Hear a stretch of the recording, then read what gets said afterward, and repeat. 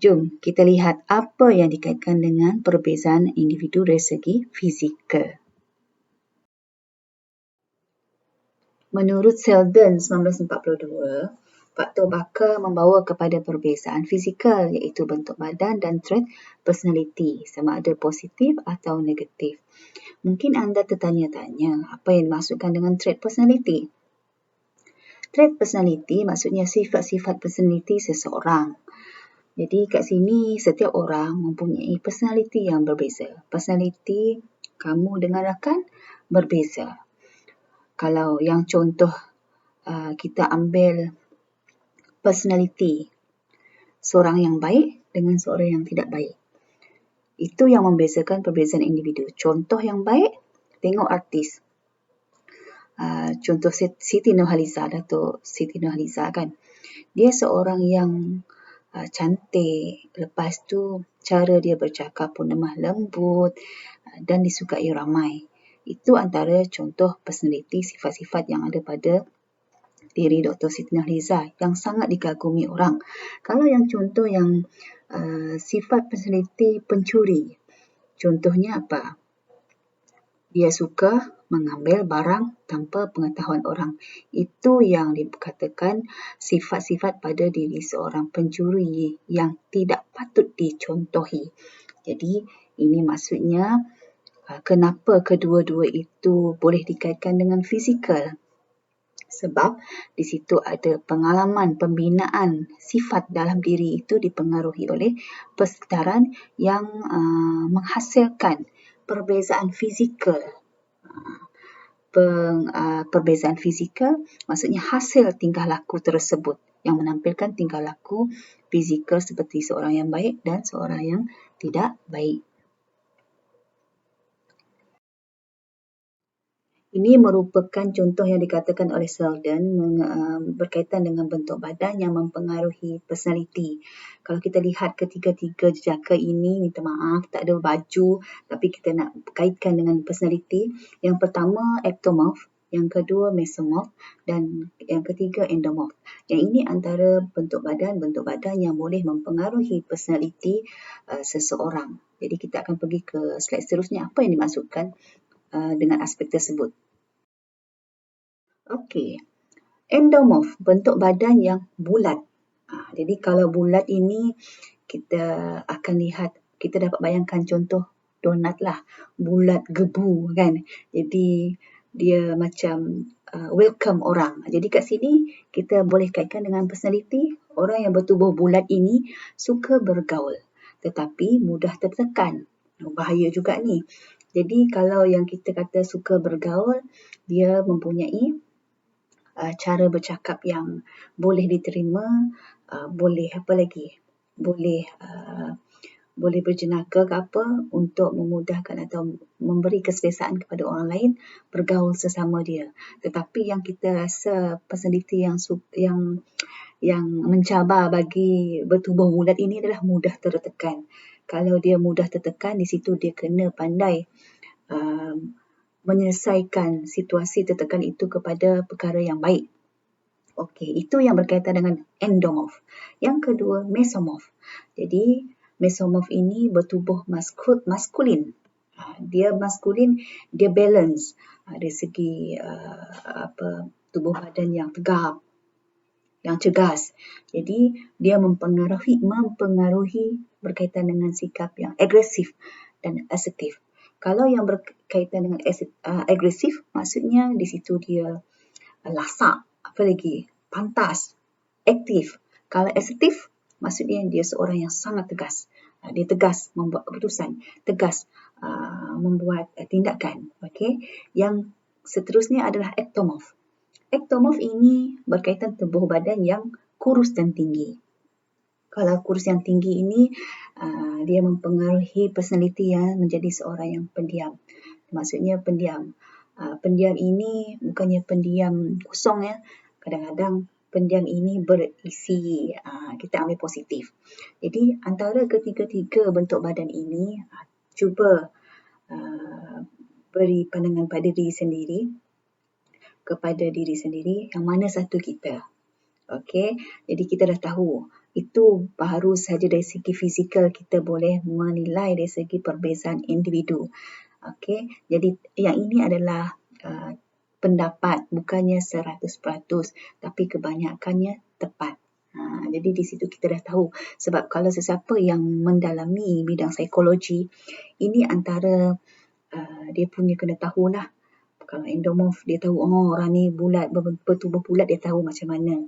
Apabila bertubuh bulat, orang ini mudah tertekan. Dia akan elakkan berbual sesuatu yang boleh menyebabkan seseorang itu tertekan. Kalau contoh yang mesomorph, dia mungkin memberi cabaran yang lebih tinggi lagi supaya dia lebih mantap. Okay. Kalau yang pendiam ini, mungkin kita boleh memberi banyak soal jawab, apalagi yang banyak menimbulkan interaksi supaya dia bercakap dengan cara yang betul. Semua itulah. So, bentuk-bentuk badan ini yang boleh dikatakan mempengaruhi personality dalam aspek fizikal yang kita boleh lihat.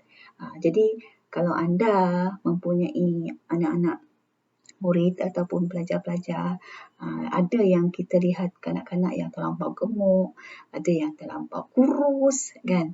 Ada yang memang maintain. Di situ kamu dah tahu apa dia punya personality dan sikap dia secara tidak langsung dari segi aspek fizikal. Seterusnya, kita pergi kepada perbezaan individu dari segi kognitif. Jom kita lihat. Aspek kognitif kat sini kita boleh lihat berkaitan dengan seseorang individu berbeza daripada yang lain dari segi pemikiran, pembelajaran, ingatan, penakulan, kebolehan penganalisisan dan kecerdasan. Itu yang berkaitan dengan kognitif. Berbeza aspek-aspek tersebut. Jadi kalau menurut Galton 1865, Goddard 1890, Newman 1937 dan Sildor 1962 telah membuktikan bahawa setiap individu mempunyai tahap yang berbeza pada kecerdasan dan keupayaan mental dalam kalangan kumpulan sebaya. Maksudnya, yang kumpulan sebaya, contoh kita ambil murid tahun 1, murid tahun 2, mereka memang umur yang sama, 7 tahun, 8 tahun, tapi berbeza dari segi kecerdasan dan keupayaan mental, di mana kognitif ini melibatkan pemikiran. Ada pelajar yang masih belum boleh berfikir, masih belum dapat menakul sebarang persoalan, walaupun umur dia sudah mencecah 7 tahun, sepatutnya dah mula matang. Maksudnya kat sini dari perpindahan pemikiran konkret kepada abstrak. Yang itu maksudnya berbeza walaupun dalam usia yang sama. Di situ keupayaan mental dari segi kognitif memang berbeza. Banyak lagi faktor-faktor yang boleh macam mana memantapkan kognitif. Persekitaran contoh latihan tubi, apa lagi, pembacaan, macam-macam lah. Contoh kamu jugalah. Dalam kalangan kamu, satu kelas memang anggap dalam lingkungan umur 20 hingga 21 tahun dan belajar benda yang sama. Tapi adaptasi kognitif kamu dalam topik tersebut mungkin berbeza. Kalau kita ni jenis yang lambat menerima, maksudnya kita kena berusaha lebih untuk memahami. Kalau berusaha lebih, maksudnya macam mana kita nak bantu kognitif kita? Maksudnya perlu banyakkan membaca, perlu membanyakkan mengkaji, menganalisis supaya kita mendapat ilmu yang lebih selain yang diberi oleh guru ataupun pensyarah. Kalau ia mempunyai mental yang cepat menangkap bacaan, maksudnya itu dia punya advantage. Apabila ada advantage, di situ kalau dia makin rajin untuk berusaha, di situ membantu dia memperoleh ilmu yang lebih mendalam. Tapi kalau dia tidak ambil positif, maksudnya, alah, saya ni baca sikit dah boleh masuk. Tak perlu baca sangat, dianggap macam cerita Arnab dan kura-kura. Jadi yang penting masing-masing mempunyai peranan. Macam mana nak meningkatkan kognitif masing-masing mengikut keupayaan diri. Itu yang menyebabkan ada perbezaan pencapaian grade ke pencapaian keputusan dalam pembelajaran seseorang.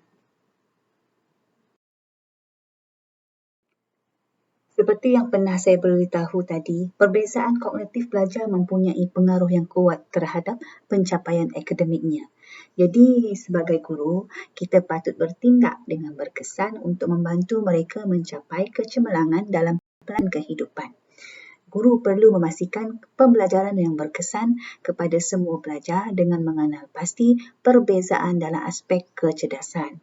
Kalau kita anggap satu kelas itu semuanya sama pandai, semuanya dapat A, jadi guru guna satu kaedah sajalah. Tapi situasi sebenar di dalam kelas tidak seperti itu.